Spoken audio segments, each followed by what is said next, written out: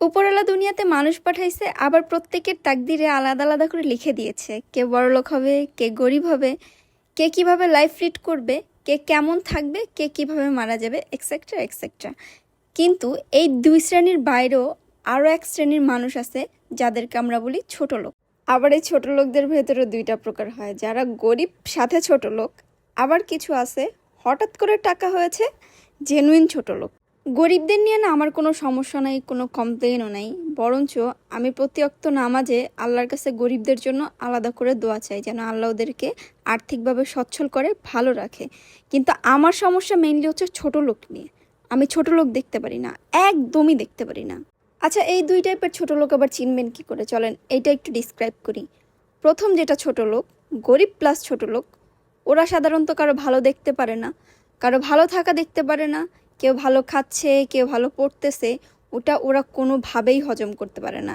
Even আপনি ভালো খাচ্ছেন, আপনি তাকে ভালো খাওয়ান, আপনি ভালো পড়তেছেন, তাকে ভালো পড়ান, না তাতেও তাদের মন ভরে না।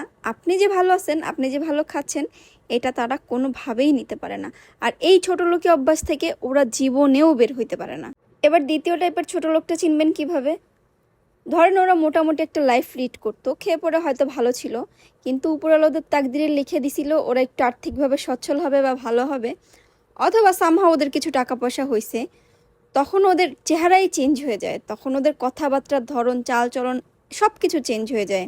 সবসময় ব্র্যান্ডের গল্প, দেশ বিদেশের গল্প, এটা খাই না, ওইটা পড়ি না, ক্লাসের গল্প, ও আমার ক্লাসের সাথে যায় না, এটা আমার ক্লাসের সাথে যায় না, আমি ওই ব্র্যান্ড ছাড়া পড়ি না, আমি অমুক জায়গায় ছাড়া যাই না, এই টাইপের চুতিয়াপানা।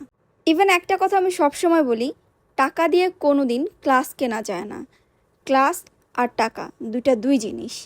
এদের সারাউন্ডিং দেখলে আপনি বুঝবেন যে এরা আসলে কোন ক্লাসে বিলং করে, অথবা এরা যখন আর্থিকভাবে অসচ্ছল ছিল বা মোটামুটি একটা পর্যায়ে ছিল, এদের বন্ধু বান্ধব চারপাশের মানুষ দেখলে আপনি নোটিস করতে পারবেন যে এদের অ্যাকচুয়াল ক্লাসটা কী। জন্মগতভাবে যারা রিচ হয় অথবা জন্মগতভাবে যারা ক্লাসি ফ্যামিলিতে জন্ম নেয়, ওদের মুখে কোনো দিন ক্লাস ক্লাস গল্প শুনবেন না, বরঞ্চ ওরা অনেক বেশি পোলাইট হয়, হাম্বল হয়, অ্যারোগেন্সি কাজ করে না, মানুষকে অনেক বেশি রেসপেক্ট করে। সো ট্রাই করবেন এই টাইপের ছোট লোকদের কাছ থেকে দূরে থাকার। সো সবাই ভালো থাকবেন, সুস্থ থাকবেন, আল্লাহ হাফেজ।